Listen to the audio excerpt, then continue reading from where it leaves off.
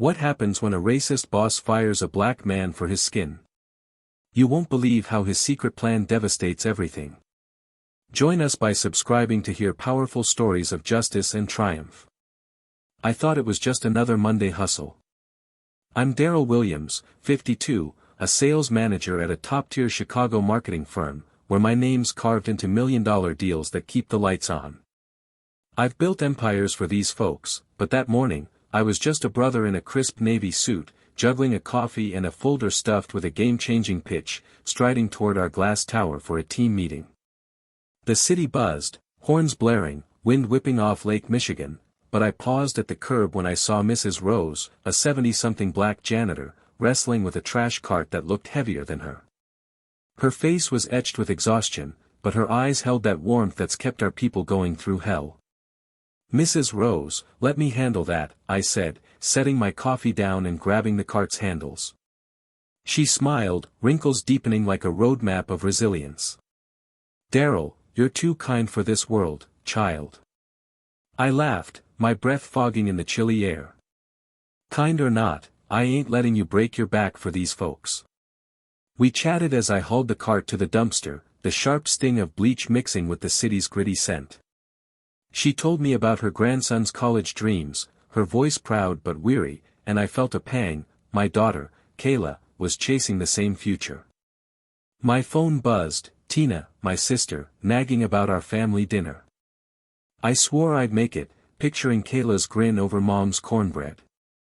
I wiped my hands, gave Mrs. Rose a wink, and stepped into the office, where the hum of ACs and gleam of glass walls screamed corporate power. But the meeting room was colder than a Chicago blizzard.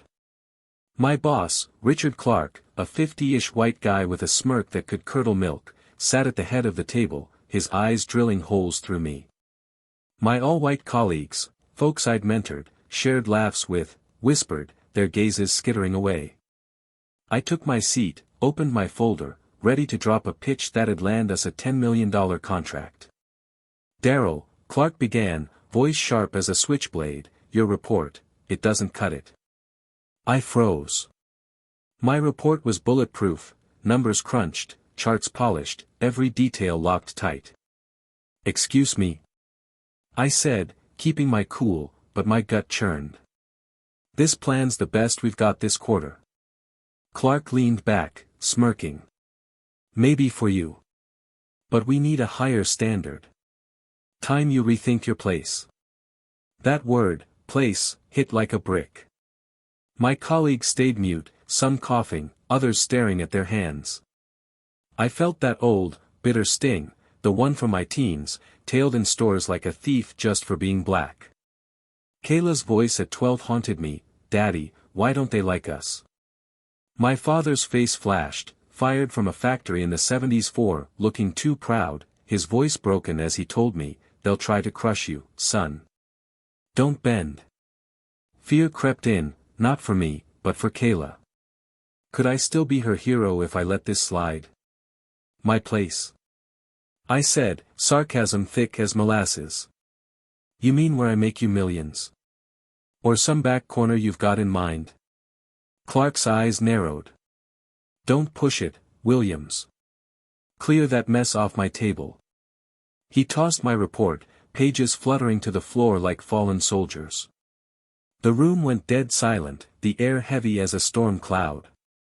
"They think they can play me like this?" I thought, jaw locked, my pop's warning burning. This fight's just begun. What happened next flipped the whole damn script. You don't want to miss this explosion. I sat in that meeting room, my report's pages scattered on the floor like they were nothing.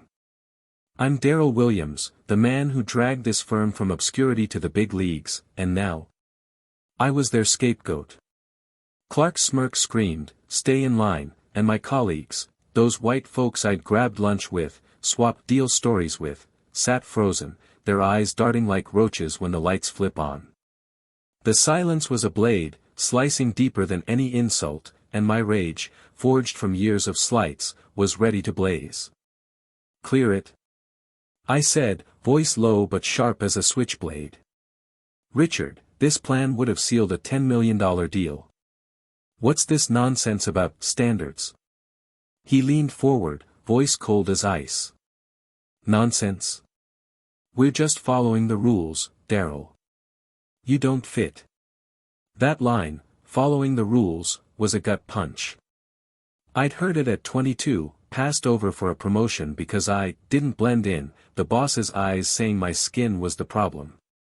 My pop's voice echoed, they'll always find an excuse, son. I saw his slumped shoulders, crushed by a racist foreman in '74, and fear hit, not for me, but for Kayla. I'd promised her we'd win against hate. What if I let her down? Her voice, why don't they like us, tore at me, and I gripped the table to stay steady. Rules? I snorted, sarcasm dripping like hot grease. Or you just can't handle a black man outshining you. Colleagues gasped, chairs squeaked. Clark's face flushed, eyes like slits. Watch your mouth, Williams. You're on thin ice. Ice? You're dancing on a volcano, buddy, I shot back, rising to gather my papers. But Clark wasn't done. You're fired, he said, voice flat as concrete. Clean out your desk by lunch. Whispers erupted, but not one soul spoke up. My phone buzzed, Tina again, about dinner, but I was drowning in betrayal. I turned to my colleagues, voice like steel. Y'all smiled in my face, shared my wins, and now you stab me in the back. Shame on you. Their heads dropped, but they stayed silent, cowards to the core. Fired? I growled, rage shaking me. For what? Being better than you? Clark pointed to the door. Out. No scenes. I scooped up my papers, each sheet a piece of my pride, Kayla's question echoing louder, why don't they like us? I swore I'd prove her wrong. This ain't just a firing, I thought, my father's broken spirit fueling me. It's a call to war. I stormed out, steps pounding the marble floor, Clark's smirk searing my back. They think they broke me. I thought, resolve like iron. They just unleashed a storm. The heat's about to erupt, and it's gonna be a wildfire. Stay with me, you won't believe what's next. I stood at my desk, a cardboard box swallowing my life's work, awards, client photos, a frame with Kayla's drawing, Daddy, my hero. I'm Darryl Williams, the man who built this firm's fortune, and now they'd kicked me to the curb like trash. The office hummed, but nobody dared meet my eyes. Colleagues I'd mentored, shared victories with, slunk past like I was poison. Clark lounged in his glass-walled office, smirking like he'd checkmated a king. He thought he'd erased me. Fired for being black, I muttered, sarcasm sharp as broken glass. My pop's face haunted me, fired in '74 for daring to be black and proud, his spirit crushed by a foreman's slurs. What would I tell Kayla? That her daddy bowed to hate. Fear clawed at me, fear I'd fail her, that she'd stop seeing me as her hero. For a moment, I thought it was over, that I'd lost her trust, my legacy. I shoved the frame in the box when footsteps snapped me back. Lisa, our HR manager, a 40-ish white woman with a face tight as a drum, slipped in and shut the door. Darryl, we gotta talk, she whispered, voice trembling. Talk. I scoffed, sarcasm biting. Now you wanna chat, after Clark tossed me out like yesterday's garbage? She sat, hands fidgeting. It's not me. Clark's been gunning for you. But, your report. It leaked to competitors before the meeting. My heart slammed against my ribs. Leaked? I growled, voice like a storm. Lisa nodded, eyes darting. Someone sent it. Clark used it to bury you. I laughed, cold and jagged. Bury me? That's not a firing, Lisa. That's racism, raw and nasty. I thought of Medgar Evers, his fight against hate lighting my law school nights. Medgar faced death and didn't flinch, I won't either. But the betrayal stung, colleagues silent as I sank. Clark strutted past, his voice carrying through the glass. "You're nobody, Williams," he taunted, smirk wide. My chest tightened, doubt creeping in. What if he's right? What if I can't protect Kayla? But I pushed it down, fire rising. Who leaked it? I demanded, eyes locking on Lisa. She swallowed. I don't know, but Clark and Brad were scheming before the meeting. Brad, Clark's golden boy, a white kid who sneered when I closed deals. My jaw clenched. This ain't just a firing, I thought, my pop's pain fueling me. It's a damn conspiracy. Thanks, Lisa, I said, grabbing my box. I'm not through. I walked out, Clark's laugh trailing like poison, but my steps were steady. They think I'm done. I thought, sarcasm like a blade. They just woke a sleeping giant. The fight's just igniting, and it's gonna be a blaze. Don't miss what's coming. I sat in my old pickup, the box of my office life rattling in the back, the engine growling like the fury in my chest. I'm Darryl Williams, the man they fired for daring to be black and better, and Chicago's skyline loomed like a battlefield. I called Tina, my sister, her voice a lifeline through the storm. Darryl, what's wrong? You sound like you're ready to tear something apart. Clark fired me, I said, voice raw with rage. Called me loud, pinned a leaked report on me. It's racism, pure and ugly. Tina gasped, then her tone turned fierce. Brother, you're a hero, but I'm losing sleep worrying you'll get hurt. Don't let them crush you. Her words echoed Mom's, stay strong, Darryl, but fear for Kayla gnawed at me. Could I keep her safe, keep her proud? They won't crush me, Tina, I growled. They'll wish they never tried. I drove to Kevin's law office, a gritty spot in a neighborhood alive with fried chicken aromas and jazz spilling from corner diners.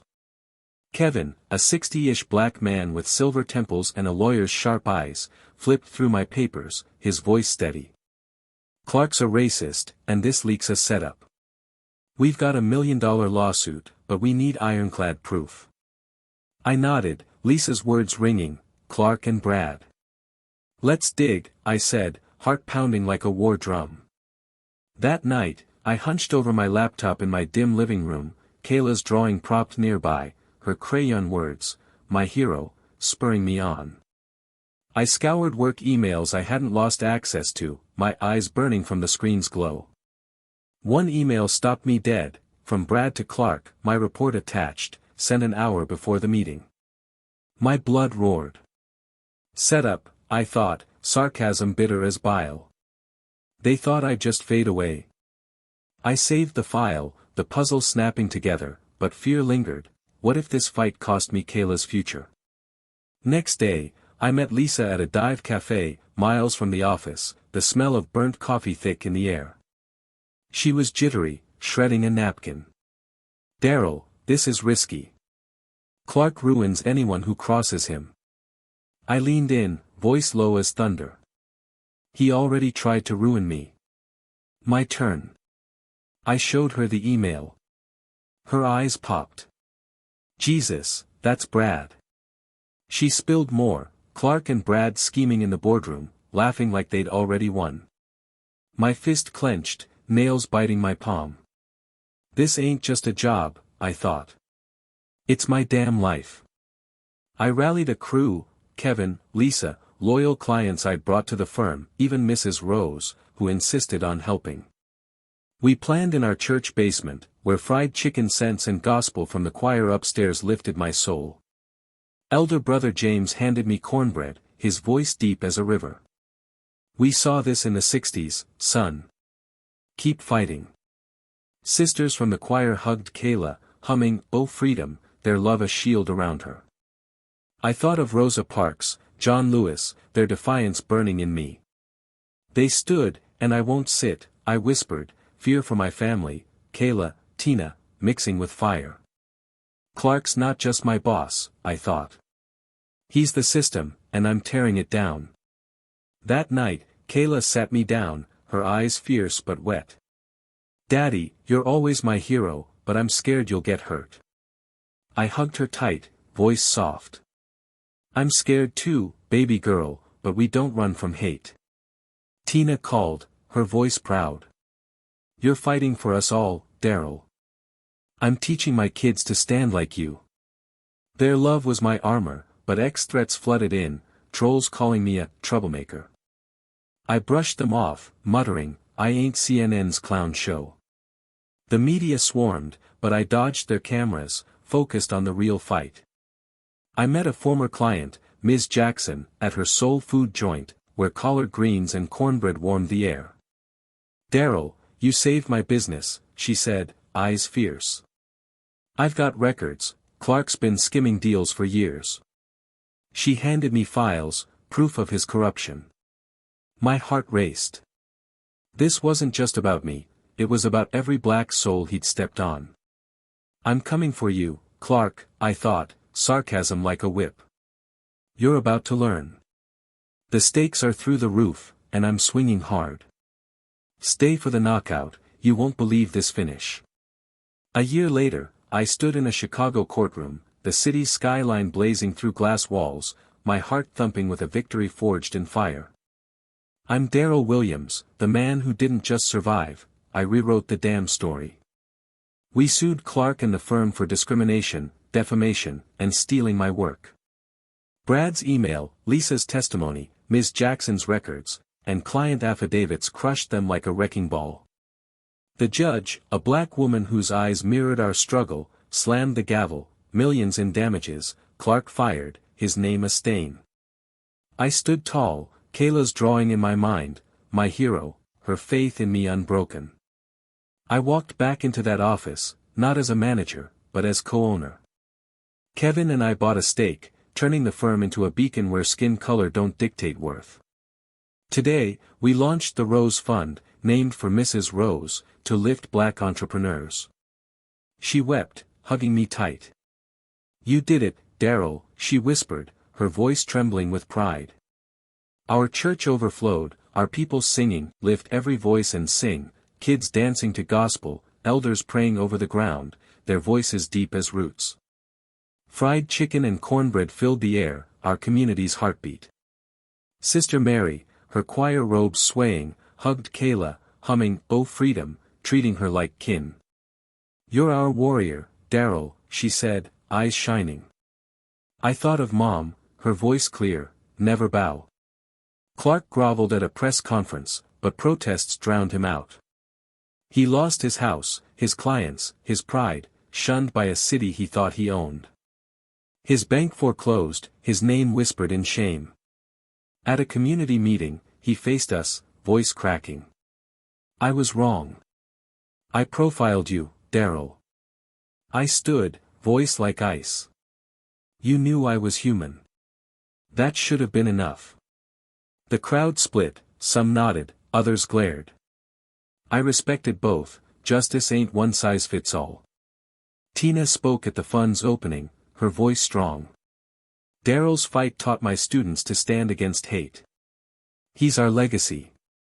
Kayla, now in law school, hugged me, eyes fierce. You're still my hero, Daddy. Ms. Jackson, her restaurant thriving, raised a glass. To Darryl, who showed, we don't break. A young brother from the fund approached after, his braids tight, eyes bright. Mr. Williams, I want to be like you. How do I start? I grinned, heart full. You've started, son. Fight, love, don't quit. You're stronger than you know. He nodded, and I saw Kayla, Tina, my pops, all of us in him. I looked out at Chicago, our city, its skyline a testament to our grind. The fight ain't done, hate still creeps, the system's still cracked, but we carved hope, brick by brick. Tina squeezed my hand, whispering, Mom's smiling down. I nodded, Evers, Parks, Lewis in my veins, their fire eternal. I'm still swinging, I thought. And I won't stop, ever.